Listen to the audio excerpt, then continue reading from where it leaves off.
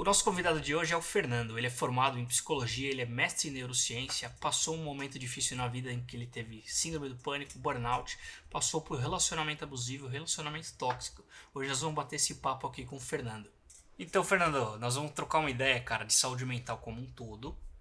Você escolheu a psicologia como estudo, né? Como formação acadêmica, você segue isso. E no decorrer da conversa eu vou querer saber o porquê que você escolheu isso. Se você teve um momento na sua vida que você precisou de saúde mental e não teve. Vou perguntar um pouco da sua infância, fazer aquela anamnese Meu Deus, geral. eu tô na terapia, não sabia. Você tá na terapia, sessão de terapia no Eu Também Podcast. Você que está chegando agora, seja muito bem-vindo. Estamos aqui com o Ferdinando. Ferdinando não, Fernando, né? Depois a galera te procura e não acha. Ferdinando não conhece nenhum. Como que é teu Instagram, Fernando? O meu é uma piada, então eu sempre tenho que explicar isso, que as pessoas Vai. não entendem. Porque na pandemia foi muito difícil pra muita gente, né, pra quase todo mundo. E lá eu mudei um pouco, fiz uma piada com o meu nome, que é Fernando Reis. E eu queria mudar meu Instagram, e eu ficava Fer Reis, me ferreis. Me ferrei. Aí, me ferrei, pandemia. Aí eu coloquei eu me fer de Fernando Reis. Oh, bom. Uma piadinha só com o contexto. Aí ficou engraçado, eu deixei. Entendi. Você tá com 29 anos, perdão. 28, faço 29 amanhã, então 29. Uau. Tá Na cheio. Coreia eu tenho 30. Já tá com 30? Show de bola, cara. Por que você escolheu a psicologia? Então, eu não acho que eu escolhi psicologia, eu acho que a psicologia me escolheu, né? No sentido bizarro, assim. A história completa da psicologia, de ter escolhido, foi baseada numa depressão que eu tive.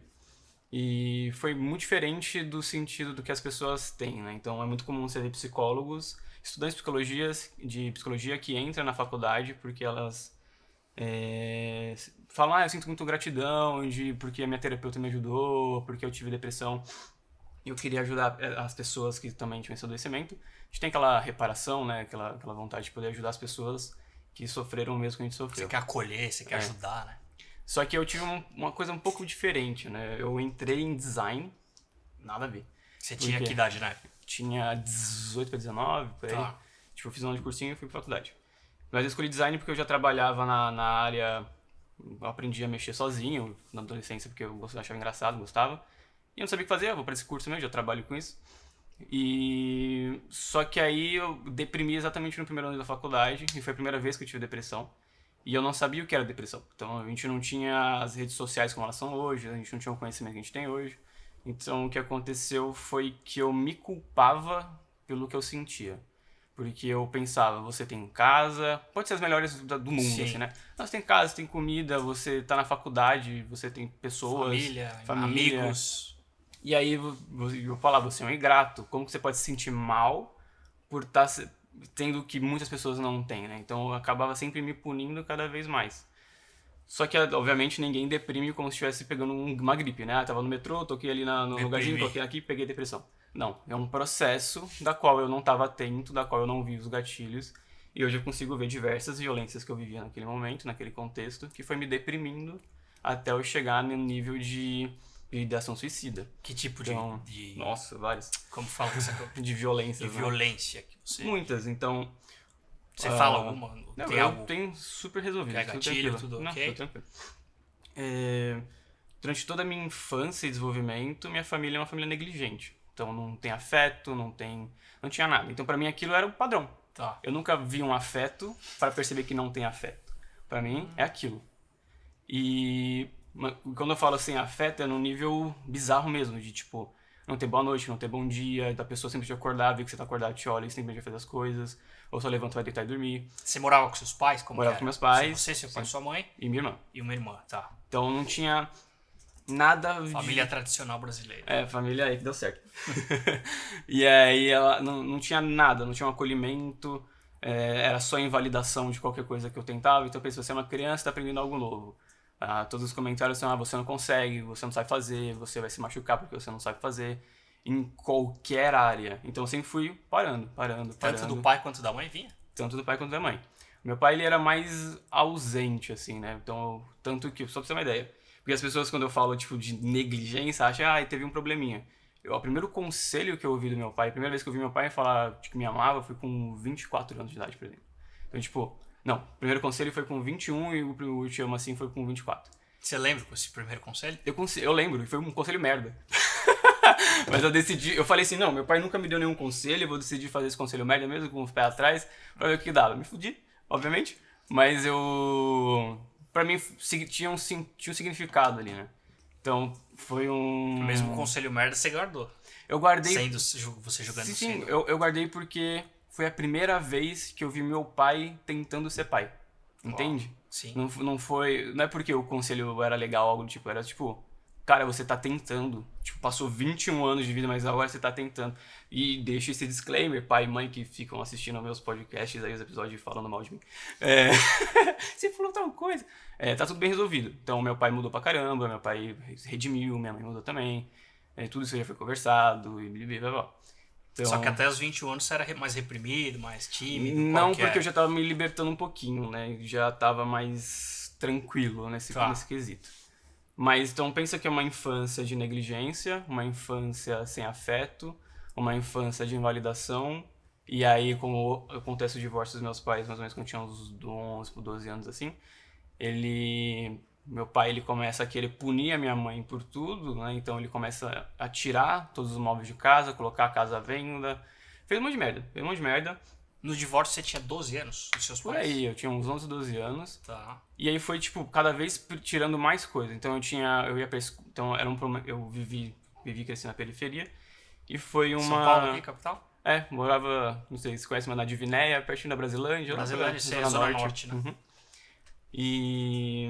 Então, assim, de ter tiroteio em frente da minha casa, de entrar bala perdida na minha casa, de eu acordar pra ir pra escola e ter uma pessoa morta na frente da minha casa. Tipo, ter prostituição frente da minha casa. Tipo, era um negócio de foda. Embaçada. Foda. Então, tipo... Só que pensa que você nasce ali.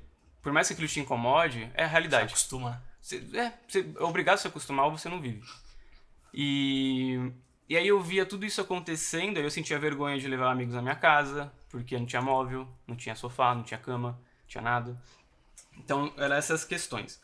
E aí vinham diversas pessoas querendo comprar casa, que estava à venda, meu pai colocava porque era obrigado, e a gente não sabia onde ia morar, minha mãe não tinha emprego, meu pai não pagava pensão, e a gente ficava, mano, fudeu, o que a gente vai fazer? Então você tem um processo de vida cheio de estresse, né, de estressores. A gente foi pra uma casa menorzinha. Perdeu o contato com o pai nessa época? Então, aí que vem a invalidação, né? Chegava pra minha mãe e falava assim, tipo, mano, eu sinto raiva, sabe? Eu não quero vê-lo, eu não quero sair com ele. E como a gente fui criado numa igreja evangélica, e na verdade uma seita evangélica. Uma seita. Porque era bizarro, de quão tóxico era o ambiente. Ditadura. Sim. E eu acreditava naquilo. Então a lógica da igreja era: você, se tiver um pecado, e Jesus está voltando, qualquer momento, qualquer segundo ele vai aparecer e levar todo mundo. Se você tiver um pecado que você não pediu perdão, você vai pro inferno. Eu ficava 100% no controle. Caralho. Sabe? Tipo, pensei, caralho, perdão.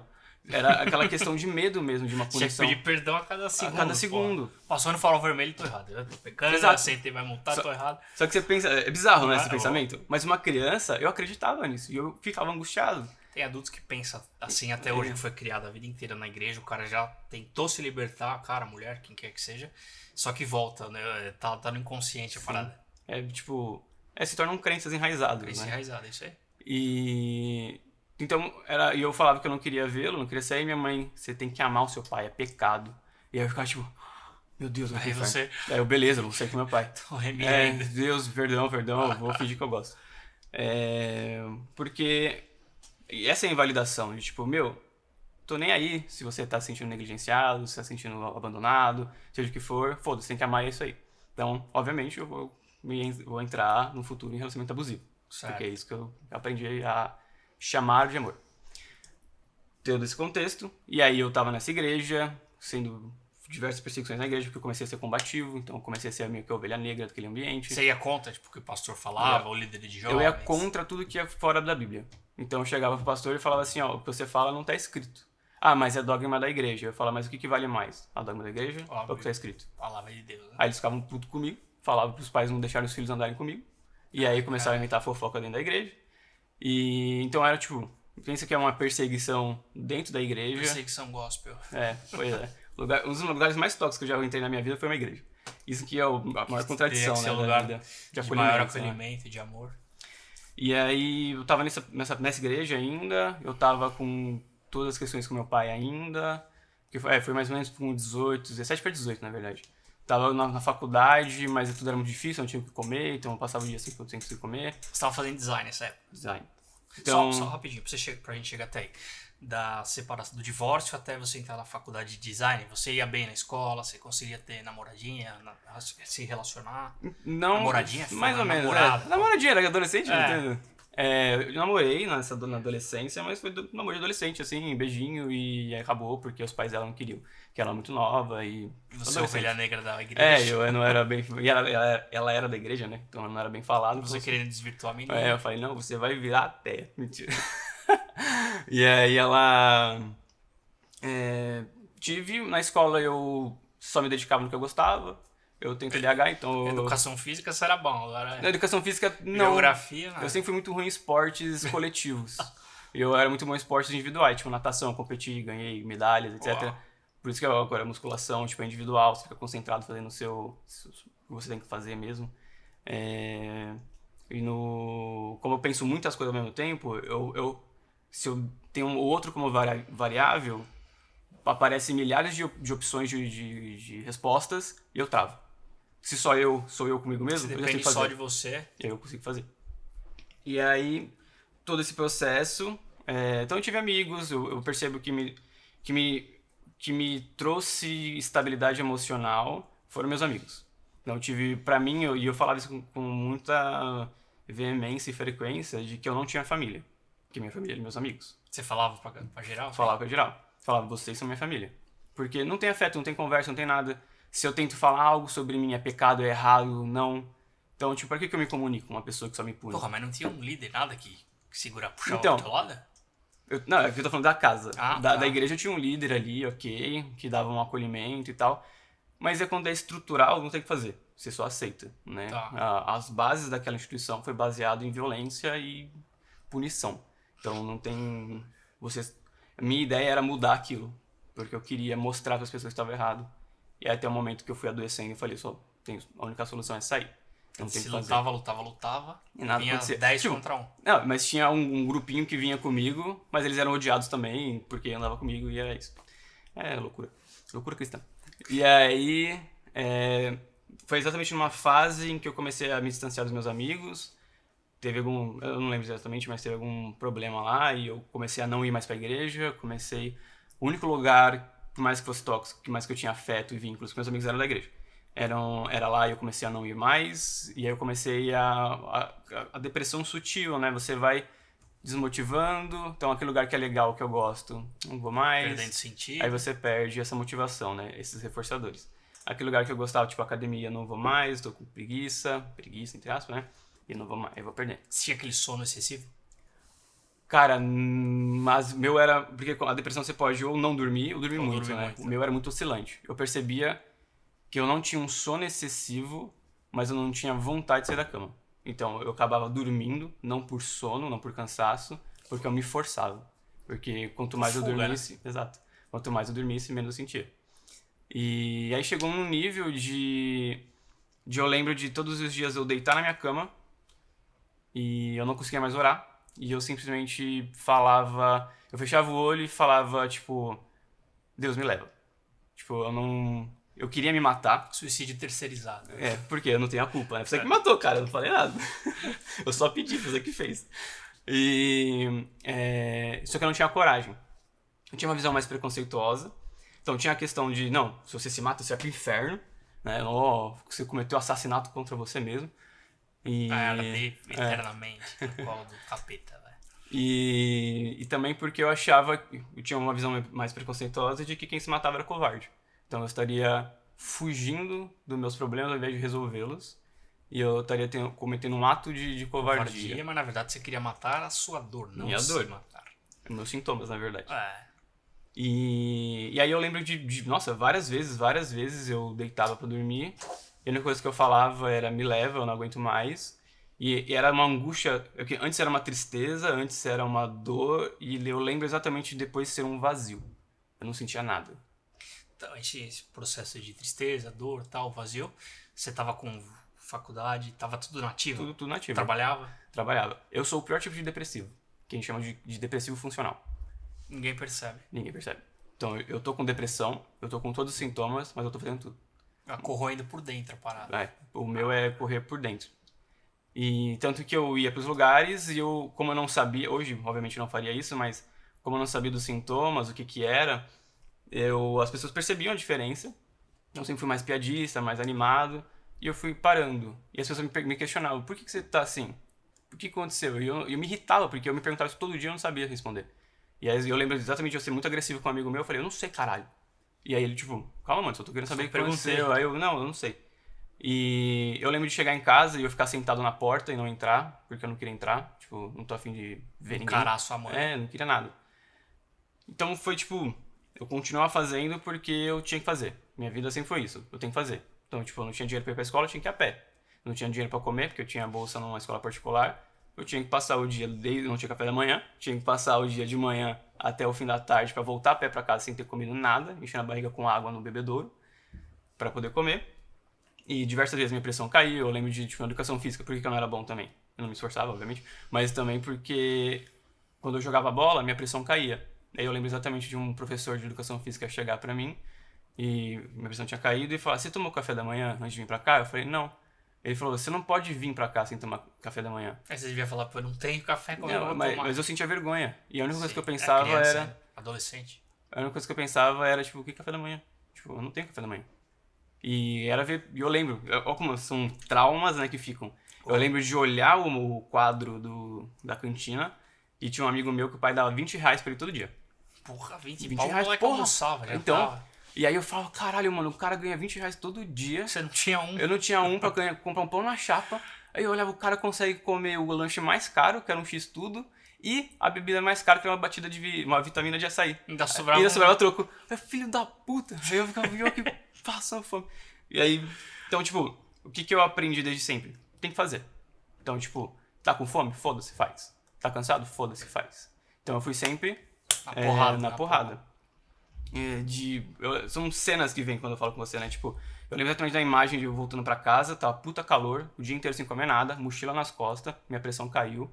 E sabe quando... Solzão na Brasilândia comendo solto. E sabe quando você fica tudo muito claro e vai se fechando, Sim. assim? A cortina vai fechando. Tipo, você vai perdendo e eu lembro exatamente de falar assim, mano, eu não vou cair nem fudendo. E eu fui dando um passo de cada vez, assim, eu não vou cair nem fudendo. Até chegar na minha casa, deitar e dormir a tarde toda. Provavelmente eu desmaiei. Então, tipo, eu tenho que fazer, não tem o que acontecer. Não tenho que ser feito. Né? Eu não tenho escolha, eu tenho que fazer. Então, imagina, uma história disso. Uhum. E aí eu entro na faculdade, eu começo a ver pessoas extremamente ricas. Então, eu entrei... Você entrou aonde? Eu entrei no Mackenzie, e aí eu fiz o FIES, senão eu não conseguiria estudar. E só conseguia ir porque tinha passe livre, porque eu não tinha dinheiro pra pegar ônibus. Então, tipo, aí eu vi aquelas pessoas, tipo... Caralho, aí você começa a seguir no Instagram o pessoal que mora em Alphaville com eu lembro da foto da casa da pessoa que tinha um lustre que valia mais que a minha casa. Aí eu falo, porra... Tipo, e foi a primeira vez, porque quando você vê na TV, beleza, é filme, é novela, mas quando você percebe que isso é a realidade de muita gente... A casa do Steven Seagal, lá lembra que passaram, que é uma puta mansão, é muito distante enquanto você vê pela televisão ou pelo celular, pela internet, a hora que você vê pessoal... Quando você tá ali, é bizarro, e eu não tinha esse conflito, porque todos os meus amigos eram da periferia também. Todos os meus amigos tinham amigos que tinham uma vida pior que a minha. Conseguia então ter na vida época pior que você a não minha. tinha comparação. Eu não tinha comparação. Então, pra mim, aquilo era a realidade. Então, eu vivia... Eu tinha meus amigos como família, mas eu tinha uma bolha que me protegia também. Então, entre aspas, né? Essa é a realidade. Você sofre, eu acredito, assim, você deveria sofrer menos, porque você não ficava indo pra Alphaville todo dia Não, ver a nem luz fudendo. do cara, você nem sabia que existia. Uhum. Pra mim, eu sabia que existia, mas pra mim era algo que era uma exceção da exceção e é idealizado aí na TV, sabe? Tipo, só que aí eu comecei a entrar em contato com essas pessoas e eu ficava, mano... A vida existe. Existe essa vida onde você não tem dor e sofrimento, né? E... Então, tudo isso, aí a perda de amigos, aí eu comecei a ter mais consciência de toda a violência, e aí vem a raiva, aí vem tudo... Então, foi a soma de tudo. Deprimo, essa questão de ideação, e aí eu lembro exatamente de... Perdão, nessa questão de ideação suicida. Ah, tá. E aí eu lembro exatamente de uma pessoa, sou muito grato a essa pessoa, e eu tenho absoluta certeza, se não fosse por essa pessoa, eu já teria me matado, tipo, facilmente, de que eu tinha um amigo em comum com a minha irmã, era aniversário da minha irmã, esse amigo em comum levou um amigo dele lá, e eu tava jogando videogame, E aí esse amigo viu o jogo que eu tava jogando, conversou comigo, que eu já zerei esse jogo aqui, sei lá, mó legal. E ok. Só que aí, por alguma razão X, esse amigo em comum, esse amigo do amigo em comum, começou a conversar comigo, com a minha irmã, começou a se tornar mais amigo. O cara foi de bico na festa. Foi de bico na festa, mas a ideia era Nada porque por acaso, esse amigo né? em comum queria apresentar ele pra minha irmã pra eles ficarem. Ah, então algo é por acaso. Tinha alguma coisa ali, Algo não é por acaso. mas tipo, ele acabou não deu certo entre eles, nem chegaram a ficar, mas a gente começou a se tornar amigo. Ele era cristão e ele foi a única pessoa que naquele momento me ouvia e me acolhia. E eu lembro de chorar em níveis quando eu falava com ele, mano, eu falava assim, será que é possível sair catarro do meu ouvido? Porque sabe que você começa a escorrer inteiro Sim. de tanto choro? Pôs pra fora. E só que ainda tinha sintomas. E aí ele começou a me ajudar nesse processo. E eu não... Eu vou contar um pouco porque hoje eu tenho muitas críticas a tudo isso. Eu acho que a minha fé ela mudou bastante. Mas o que ele fala, hoje eu não concordo, mas foi muito importante pra mim. Na época. Hoje eu não concordo, na época foi muito importante pra mim. De que ele era de uma igreja mais apostólica, que eu tenho 100% de críticas a esse tipo de igreja. E ele tinha ali que ele chamava do jejum de Daniel, ó, que você tinha que fazer um jejum comendo só coisa 40 natural, dias, né? de 23 dias, eu acho. E eu já não acreditava nisso, eu falava, mano, que bosta. Ele, não, faz isso. E eu comecei a fazer. Então eu fiquei 23 dias com família invalidando, todo mundo criticando, porque eu parei de comer carne, parei de comer tudo de origem animal e comecei a comer só coisa de origem vegetal. E todo mundo martelando, sabe, tipo, falando que... Falando o quê? Coisa de viado, mano. Aí eu ficava todo seu cu. Porque, tipo, cara, eles não sabiam que essa era a única esperança que eu tinha pra me manter vivo. Então eu fui e fiz os 23 dias porque eu ainda falava pra Deus, essa é a última tentativa. Tipo, essa é a última vez. E eu fiz esses 23 dias, nada mudou. Chegou no 23º dia, tinha um culto numa igreja de um pessoal que a gente conhecia. E pizza aí, à vontade. né, quem dera. Pizza de carne. Mas é sempre assim, né? Tipo, quando você não pode... não, mas a ideia era, tipo, finalizar naquele dia, você comer pizza à noite. Podia ser minha última refeição, sabe? Tipo, de pena de morte. Eu quero comer um sushi. E aí eu tinha saído com meu primo, e aí eu tava muito mal e muito decepcionado que nada aconteceu em 23 dias. A dica e o conselho desse cara foi você fazer o jejum, é isso? Eu fazer o jejum durante 23 dias. E durante esses 23 dias ele tava lá comigo, orando comigo, me ajudando. Só que tava ali as coisas, os sintomas. E nesse 23º dia, coincidentemente, era um dia que os jovens lá da igreja iam pra uma outra igreja, que tem um culto lá. E antes disso, meu primo era da igreja, eu ia sair com meu primo. E eu tava muito de cara fechada, a depressão ela te traz agressividade, né? E eu tava mais agressivo. Você fica acuado, você quer reagir, né? Não é nem acuado, você não tem mais ação, você só tem reação. Tipo, senti, manifestei. Batiu, sabe? bateu. Batiu. Legal. E aí eu lembro que eu tava no ponto de ônibus com ele, a gente ia no shopping fazer alguma coisa. E aí ele olhou pra mim e falou assim, você não quer ir pra sua casa, não? Aí eu, tipo, eu já tinha saído da minha casa, tinha ido até a casa dele, tava pra ele descer lá, a gente tava no ônibus pra ir num shopping, que era perto da minha casa, que eu fui até a casa dele porque ele pediu. Aí eu fiquei tipo, é sério isso? Ele, vai pra sua casa. Eu, beleza. Virei as costas, fui. Falando, jejum do caralho, esse jejum de merda aqui. Esse jejum que não funciona. E aí eu vou pra minha casa. E eu falei, não vou pra essa igreja não. Foda-se, desisto. Acabou, já fiz o que tinha que fazer. Fez os 23 dias, Fiz os cumpriu 23 o dias, rito, esse é o último, não aconteceu nada, então que se foda. E aí eu falei, não. E, graças a Deus eu sou essa pessoa que quando se compromete a algo vai até o fim. Certo. Né? Desde sempre. Falei, não, eu vou. Esse é o último dia. Se não der certo, amanhã eu vejo o que eu faço. E aí eu fui pra esse culto. E aí eu cheguei atrasado. Não tinha lugar pra eu sentar, não sei, lá na frente, na primeira fila. Odeio. Bem na frente Bem do na frente, pregador lá pra ele do cuspir na minha preletor, cara. Que era pentecostal gritaria, assim, sabe? E aí eu lembro que eu não ouvi o que ele falou, mas não tava ali. Eu só tava pensando na hora que ia acabar pra eu ir embora. E aí tem toda uma liturgia, né? E normalmente quando acaba, levanta pra cantar e finalizar tudo. Chamaram uma menina lá pra cantar, não sei o que ela cantou. Tipo, eu não estava ali. Ele só tava o corpo. Só tava meu corpo. Só que nessa última tentativa, né, naquele momento, eu lembro de levantar, quando todo mundo tava cantando uma música, e uma única música vinha na minha cabeça. Que era uma... Eu nem lembro mais o nome, mas eu acho que era do Fernandinho. Uma Certo. do... Puta, eu não lembro mais. Que ele... Não a que tava rolando na hora do culto. Não, eu não tava ali. Nada do que tava acontecendo Você ali lembrou da tava... música aleatória.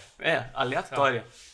E era uma, tipo, eu não lembro mais a letra, mas era no sentido de que pega a minha vida, coloca no altar e usa isso como sacrifício pra que veja Deus em Israel, uma coisa assim. Então, tipo, é uma forma dele pega a minha vida e usa ela pra que seja utilizado de uma forma em que para você, Certo. pra Deus. Então aquilo ficava na minha cabeça, aquela música, e esse refrão martelava. Eu não tava ouvindo essa música. Tipo, eu não tava com histórico de ouvir essa música. Eu conhecia essa música. Ela martelava na minha cabeça, e eu comecei a chorar de uma forma que eu nunca chorei na minha vida igual naquele dia. Você se quebrantou, Mano, num limpou nível... a alma, lavou a alma ali. Num nível, eu juro pra você, num nível que eu achei que eu ia desidratar. Tipo, porque era literalmente de escorrer tudo, Catarro assim, pelo sabe? ouvido. De catarro pelo... Exato. Então, era um nível maior do que conheci meu amigo. E aí eu começava a chorar e eu não conseguia parar de chorar. E às vezes eu até parava de pensar naquilo e eu só chorava muito e eu não conseguia parar de chorar. E eu não tava sentindo angústia, eu não tava sentindo dor, não tava sentindo nada, eu só chorava. Eu só tava em um processo bizarro de não conseguir parar de chorar. Só que aí, de olho fechado e chorando o tanto que eu chorava, eu lembro de... Eu sou muito visual, né? Então, às vezes, os meus pensamentos são por imagens. Dislexia é foda. E... Normal.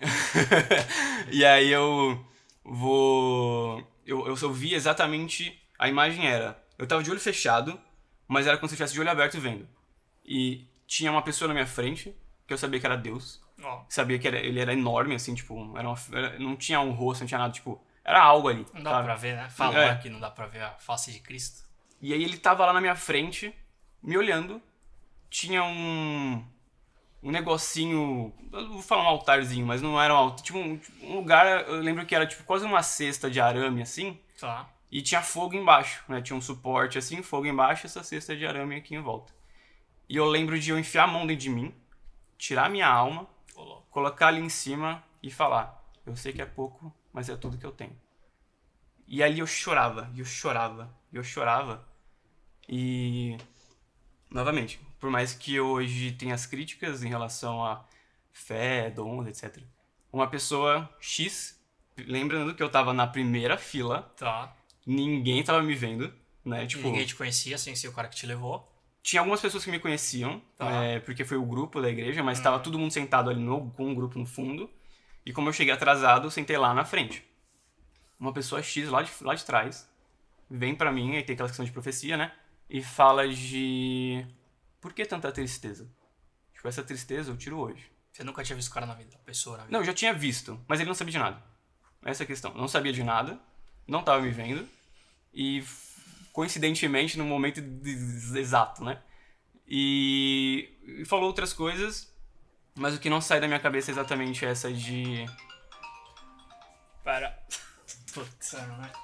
Tranquilo. Foi mal.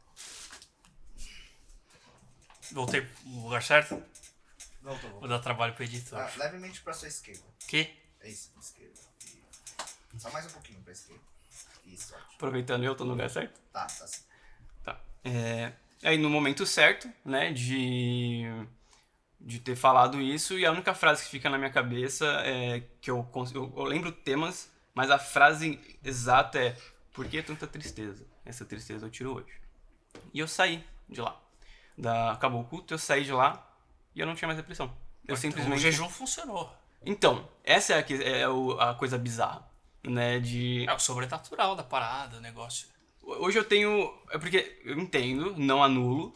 Só que eu acho que se a pessoa tá com depressão, ela não faz jejum de 23 dias. Vai pro psiquiatra, vai no psicólogo. Ah, sim, tem que ter acompanhamento, óbvio. Porque se a gente... eu não vou entrar nessas críticas. Não, mesmo porque se dá algum B.O. depois com a pessoa, você vai pôr a culpa na igreja. Sim.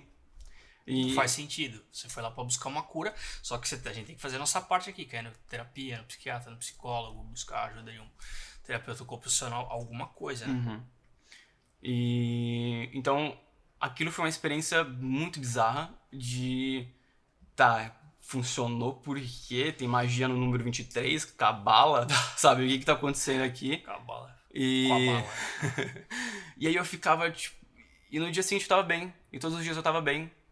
E só que eu me sentia tão grato, tão feliz, tão bem, de uma forma que eu não me sentia há tanto tempo, que eu falei, eu quero ser essa pessoa pro outro. E aí a minha ideia não era ser psicólogo. A minha ideia era viver, literalmente, pra obra. Tipo um missionário. O que seja. Tá. Porque eu não tinha uma visão. Tanto que eu lembro exatamente de falar, eu não sei se é pastor, eu não sei o que vai ser, eu não sei. Só fala que eu faço. Tipo, eu vou fazer. Vai falando a palavra, espalhando. Eu faço. E aí aí durante esse tempo, então isso foi no primeiro semestre de 2013, então eu tava no primeiro semestre da graduação. Eu lembro que foi a época mais intensa espiritualmente falando, não religiosamente, então eu já tava saindo de lá, mas em busca espiritual mesmo. E aí eu comecei a ver e a entrar em contato de que a psicologia, ela lidava com isso. A psicologia, ela era importante para você acolher essas pessoas. Que a psicologia, ela era muito importante também. Que eu lembro de um pastor que era referência para mim, que ele falava, todo líder, para mim, ele falava, todo pastor para mim deveria fazer psicologia. Porque é muito importante você ser um líder de uma igreja e liderar Você vai essas cuidar de pessoas. pessoas, você vai tentar ajudar, liderar, como você mesmo disse, sem entender o psique do negócio, fica mais difícil, né? Então, eu não fui na psicologia com aquilo de gratidão pela psicologia, pela terapia. Eu fui na psicologia... Eu amo Freud, nada não, disso. Não pode pôr no cu. Não faz isso. E aí eu fui pra psicologia como uma forma de me preparar melhor Sim. para algo que eu não sabia o que seria. Mas que eu senti e sabia que seria para Deus. E aí então essa foi a motivação da psicologia. Sim. Só que dentro da graduação eu fui me quebrando mais em sentido de... Você vai entrando em contato com evidências científicas que vão em contramão a crenças, né? Então não que Ele anula a vai fé... contra, né? É a ciência e a fé brigando eternamente. Ela não anula, mas você começa a se criticar mais. Aí eu comecei a vivenciar outras experiências muito negativas. Tive um relacionamento abusivo, que a menina era cristã. E aí eu ficava tipo, porra, velho, o cristianismo quer me fuder? E aí eu ficava tipo, o que tá acontecendo? E aí eu fui me afastando um pouco mais. Né? Eu tinha saído dessa igreja, mas, né, bitolada. Eu fui pra IBAB, sou da IBAB até hoje. E... É o René, Ed René, né? Exato, maravilhoso. Só que aí eu fui me afastando, foi um momento que eu comecei a entrar mais em contato ainda com as violências, mas eu comecei a sentir muita raiva, eu comecei, mano, eu vou fazer o que eu nunca fiz na minha vida, e eu comecei Ficou radical, fiquei rebelde, depois rebelde, RBD, comecei a usar saia xadrez, e aí eu comecei, tipo, ligar o foda-se, sabe, tipo, num nível de, nossa, não. E foi um processo que eu acho que foi muito importante pra mim, foi muito importante pra eu quebrar e superar tudo o que foi violento. Sim. Tudo que foi me anulando, tudo que me diminuiu e crenças que seriam disfuncionais, então uma autopercepção muito mais negativa, de não ser capaz de fazer as coisas, tudo que foi enraizado desde a infância, né?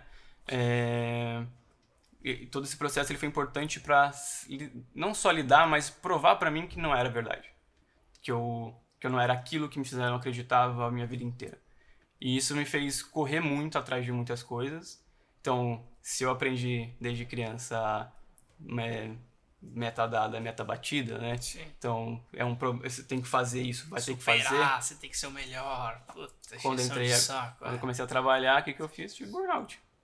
Até eu começar eu sei, só que era muito naquilo, se eu não correr atrás, pensa, não tinha ninguém pra pagar minhas contas, ninguém pra pagar minha faculdade, eu pago meu FIES, que eu financiei, eu paguei meu mestrado, eu paguei, sabe, então eu fui fazendo tudo, então tudo tava nas minhas costas. E eu fui correndo muito, muito, muito, conquistei muita coisa, e só que fui adoecendo num processo. Claro, você tinha saído de uma depressão, aí você entrou pra trabalhar, você entrou no burnout, e no meio tempo teve um relacionamento abusivo com a tua ex-namorada. Foi simultaneamente, o burnout Pelo com amor de Deus. É isso, a minha vida é felicidade e alegria. E aí eu consegui sair disso, hoje eu tô extremamente saudável. Saiu do relacionamento, Saí saiu do trabalho. saí. O que você fez, né?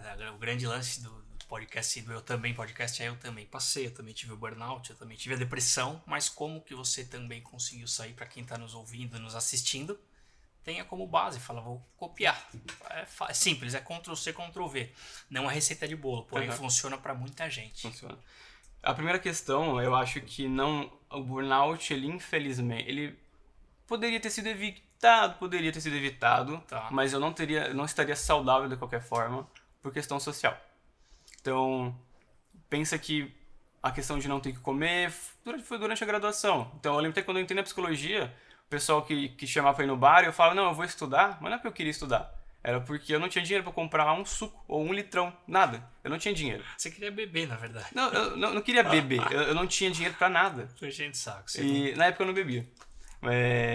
Aí eu comecei a beber bastante, hoje eu não bebo mais.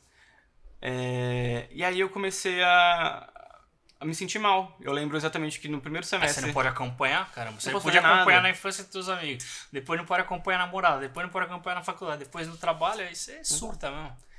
E eles, tipo, tinham um intervalo das aulas, eles queriam descer lá na cantina pra comer alguma coisa. Eu não ia. Ou às vezes eu ia, aí você vai comer, não, tô sem fome. Mas por quê? Porque eu sentia vergonha. Eu não tenho dinheiro pra comprar uma coxinha. Você não conseguia acompanhar no mínimo. Às vezes, E eu lembro exatamente que meu avô morreu em fevereiro de 2014, foi quando eu comecei a faculdade. A gente foi no enterro, foi em Minas. E lá em Minas o pessoal ama rapadura. Minha família de Minas lá ama rapadura, sabe por quê? E me deram um pedaço de rapadura. E esse pedaço de rapadura foi tudo que eu tinha. A diabetes agradece. E minha família é diabética. Rapadura é embaçada. E essa rapadura era tudo que eu tinha pra comer durante as aulas. E aí eu levava ela enroladinha num papel toalha e comia escondido. Porque se alguém perguntasse por que eu tava comendo rapadura, pensamento ansioso. Eu ia falar, porque eu não sei, sabe? Tipo, sim, você não ia ter resposta, ia ficar com mais vergonha. Então, para eu sair desse contexto de beirando a miséria, eu vou ter que me fuder. Não tem como eu sair daqui, ninguém vai me levar em algum lugar. E eu lembro exatamente de quando eu tive essa percepção de que ninguém vai te salvar. Isso é bom, você não se vitimizou, porque quando vitimiza também, aí você entrega os pontos direto. Mas a grande questão é o quanto é se vitimizar ou quanto é um sintoma. Tipo, existem pessoas privilegiadas que são tudo Que vitimiza tudo, pra caceta. Mas tem pessoas que desistem porque é muito difícil. É muito difícil. Então, eu, por conseguir dar conta de muita coisa, até hoje, às vezes, eu me vejo sendo insensível com quem não consegue. Tipo, cara, eu carreguei muita coisa nas minhas costas e sobrevivi. Por que você não sobrevive? Só que isso sou eu Tem uma frase que eu gosto muito que é tipo, os ombros calejados por uma vida de carregamento de peso não conseguem entender a dor do outro que não tem esses ombros calejados. Então, a dor que aquela pessoa tá sentindo por não conseguir fazer era o que eu sentia lá atrás e ninguém me ajudou. Por que eu vou fazer ela sofrer o que eu sofri pra ter os meus ombros calejados? Não é um orgulho. Isso é uma consequência do que eu vivi. Pode carregar a dor, ajudar a dor do outro. Ele não precisa sofrer pra isso, né? E o que me fez... Eu entro nesse burnout porque eu percebia... Tinha um relacionamento abusivo onde a pessoa sempre me validava, tudo que eu falei... Ela também te validava, a namorada? Isso era amor pra mim, né? Isso você é achava afeto. que era o normal. Isso é o normal. Eu não tenho afeto, eu tenho invalidação. Não tem diálogo, eu tenho que amar uma pessoa por causa do título. Então, ama seu pai porque é seu pai. Minha mãe tinha... meu pai tira tudo, não é presente, nunca ajuda em nada além do que é obrigado pela lei se não é preso.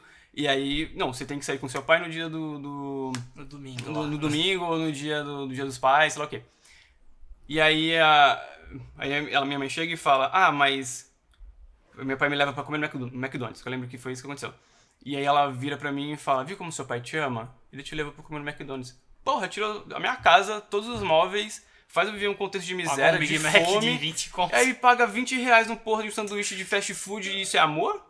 Mas foi isso que eu internalizei. Então, migalha é amor, migalha é afeto. Aí o que a namorada te dava pra Era você migalha. era amor, só que você foi entendendo que era relacionamento abusivo e como que você saiu fora. E aí, dentro desse relacionamento, né, então eu não entendia. Relacionamento abusivo, novamente, nunca começa abusivo, senão você não entra. Claro. Era legal e tal. Foi se tornando, né, ela foi se mostrando, assim, abusadora. E eu lembro de questionar e falar, mano, você não era assim no início, tipo, isso não te incomodava, o que tá acontecendo? Primeiro eu precisava te conquistar pra depois mostrar quem eu era. Ai, cara. Aí eu falei, é piada, sabe? Tipo, que... Só que esse caso é um caso extremo porque ela tem um transtorno de personalidade, né? Então, Então o problema é ela, não você. graças a Deus. Não, é isso que muita gente precisa entender. O Não, problema eu é o tenho- outro, não é você. Sim, mas eu tenho responsabilidade. Eu tinha responsabilidade no sentido de que eu não estava num relacionamento abusivo onde eu dependia financeiramente da pessoa, onde eu dependia... eu não tinha família, Era um ou depoimento, ameaça era de... uma dependência emocional. Era uma mais carência. emocional. Nem uma carência, pode ser uma dependência emocional, porque dependência emocional não necessariamente é carência. Porque carência é só tirar ela, colocar com outra pessoa, tá ótimo. Supre, tá, uma dependência emocional. Porque nela eu comecei a ter, mesmo que fosse migalhas, coisas que eu nunca tive. Alguém tá me ouvindo. Caramba, eu tenho alguém pra ir comigo no cinema. Olha, se eu entrei na monitoria aqui, ganho um dinheirinho, dá pra gente comer um hambúrguer, ela vai comigo. Porra, eu nunca tive isso. Caralho. Então, tipo... O pouco que ela dava já era muito pra você. Já era o suficiente, talvez. Não, pode ser suficiente, Ah. mas, tipo, o pouco que ela dava era muito mais do que eu já tinha recebido na minha vida. Então já era mais do que Então, suficiente. entende? Então, pra mim, caralho, eu tô acostumado aqui, ela me dá isso, é muito bom. Você tá acostumado até o quinto andar. Ela te levou até o sexto e tá no lucro. Maravilhoso. Então, e eu fui ficando ali, então já tava apaixonado, eu gostava muito dela, tinha expectativas, tinha idealizações. E foi bom no início, e aí começou a vir esses atritos, que porra tá acontecendo. E aí eu venho com aquela questão de você tem que ir até o fim, Claro. né? Então eu vou ajudar essa pessoa. Então percebi que ela tinha esse transtorno, eu até falava com ela, mano, sintoma A, B, C, D, E, DSM-5 aqui pra diagnóstico, você Sim. se encaixa em tudo? Encaixa em tudo. Transtorninho, né? E aí ela não queria fazer terapia, não queria procurar ajuda. E eu incentivava, né? Certo. Achava que era minha responsabilidade fazer Você isso. foi sentindo isso no decorrer do relacionamento, No certo? decorrer do relacionamento. E aí chegou uma hora que você não aguentava mais e falou, preciso sair fora disso. Preciso sair fora disso. Que passo que você deu? Então, foi porque exatamente quando eu tive burnout. Juntou o relacionamento com o burnout. Ela constantemente me invalidava, me diminuía, me comparava a todos os ex-namorados, todos os aspectos da minha Puta, é vida. sacanagem. Mano, porra, tipo, comparar roupa, corpo, até meu cabelo, que é meu cabelo enrolado, falar que cabelo era ruim, cabelo bonito, cabelo liso. E eu ficava, tipo, docou, filha da puta, e cabelo liso. Sempre. E aí eu ficava... Qual é o nosso nosso gênio por trás gênio de da tudo. lâmpada mágica? E aí eu ficava, né, E eu acreditava naquilo. Tipo, por isso que me mantia nessa relação. Eu acreditava que eu era um bosta. Eu acreditava que minha condição financeira era um lixo. Porque eu sofria com aquilo. Então, ela apontar pra mim... Então, por isso que eu vivi escondendo. E ela apontar pra mim só mostrava Foi que pior. aquilo... Não foi que foi pior, ela comprovava que era real. Então, eu merecia aquilo. Eu merecia aquilo. Você é um bosta por ser pobre. Você é um bosta por não ter dinheiro. Você é um bosta por não ter o corpo X, que é o ideal padrão. Você é. E eu acreditava. E ela martelava isso e eu acreditava. A besteira. Foda, né? E aí chegou num momento em que eu me percebi... Só pra você ter uma ideia, eu fazia meu TCC, foi no último ano da faculdade, fazia meu TCC, eu coletava os dados do meu mestrado, eu fazia estágio, os obrigatórios da faculdade, fazia uma iniciação científica, eu tava, tipo, porque eu ficava num desespero. Tava com uma sobrecarga. Mas por quê? Porque eu lembro exatamente dela ter entrado ela foi efetivada num emprego e ela falou assim Então, na verdade, aquela hora, esse sinal era de 25 e esse era de 30. Agora tá em 42. Tá pausado agora? Tem que cortar, né, depois, mas 42. Mas levando em consideração que a gente teve umas pausas e o início...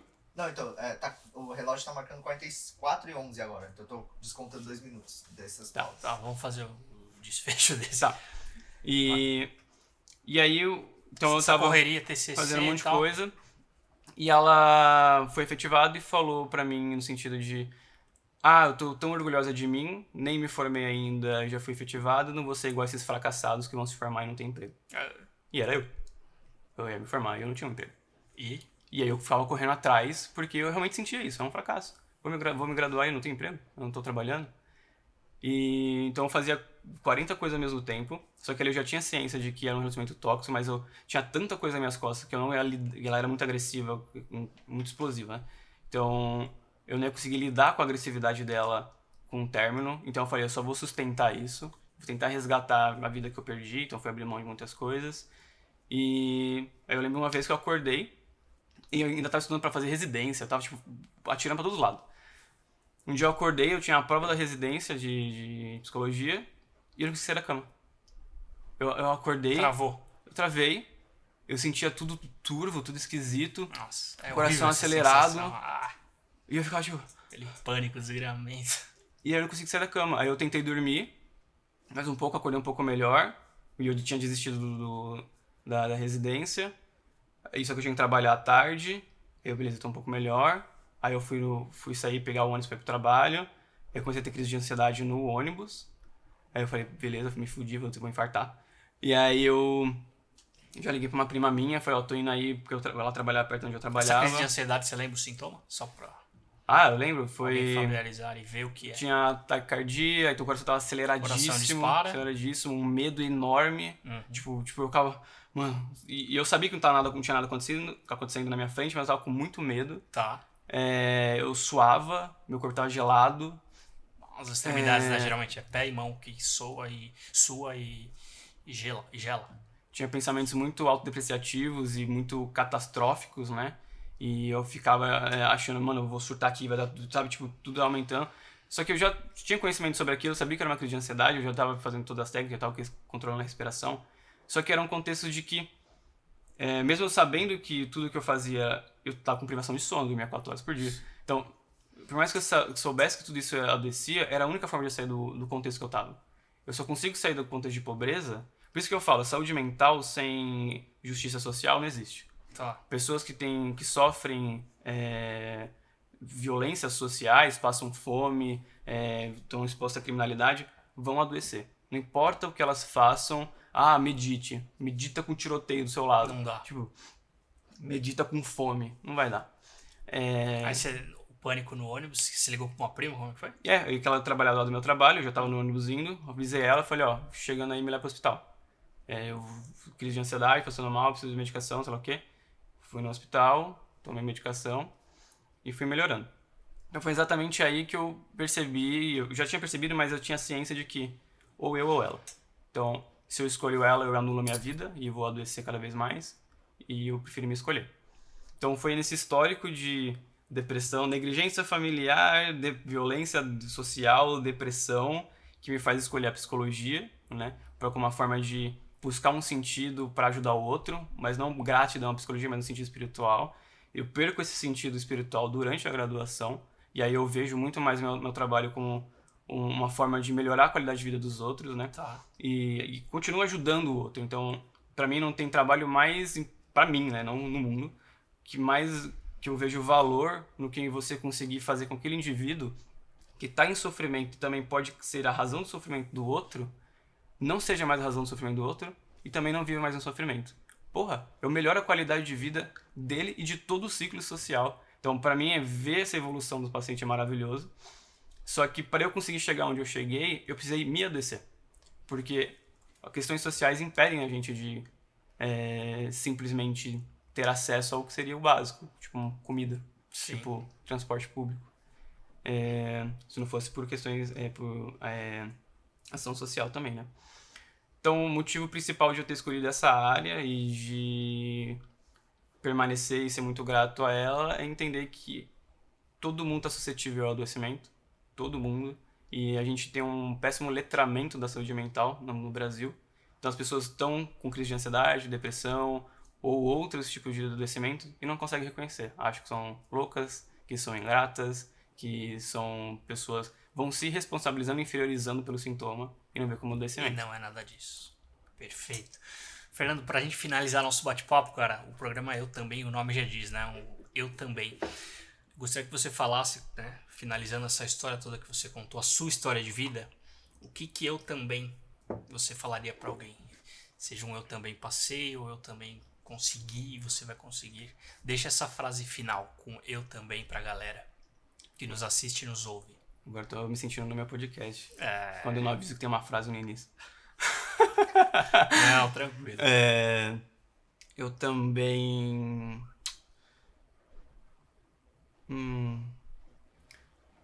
Eu também me desrespeitei.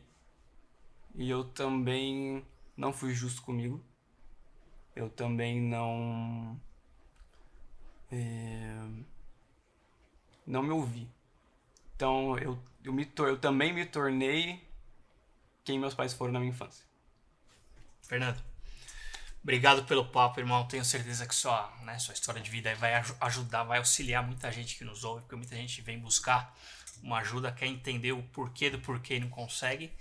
Então, obrigado pelo papo, cara. Quem quiser te seguir nas redes sociais, quiser te acompanhar no teu trabalho, vai no @FernandoMiFerreis. Reis. Qualquer rede social é essa. E o podcast é @Humanoias. Humanoias. Show de bola. Galera, obrigado. Lembrando, eu também podcast falo sobre saúde mental. Inscrevam-se no canal e compartilhe com alguém próximo. Valeu, obrigado. Oi.